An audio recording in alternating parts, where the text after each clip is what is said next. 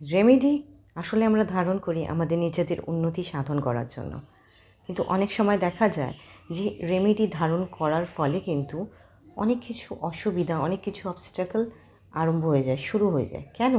তাহলে রেমেডি যদি আমাদের উন্নতি সাধন করার জন্যই হয়ে থাকে, কিন্তু অথচ রেমেডি আমাদের উন্নতি সাধন করছে না, তার পেছনে নিশ্চয়ই কোনো কারণ রয়েছে। তার পেছনে কয়েকটা কারণ ভীষণভাবে কাজ করে। সঠিক রেমেডি না হওয়া তো একটা বড় ব্যাপার।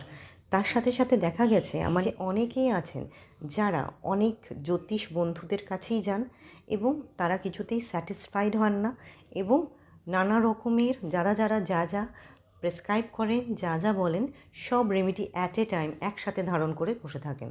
তার ফলে কি হয়, কোনো রেমেডি কিন্তু অ্যাকচুয়ালি কোনো কাজ করতে পারে না, সবই কিন্তু একেবারেই নিষ্ক্রিয় হয়ে যায়, কিছুই হয় না, উল্টে বরঞ্চ নিরাশাই হাতে আসে। তাই না? সঠিকভাবে সঠিক উপায়ে রেমেডি করবেন নিজেদের উন্নতি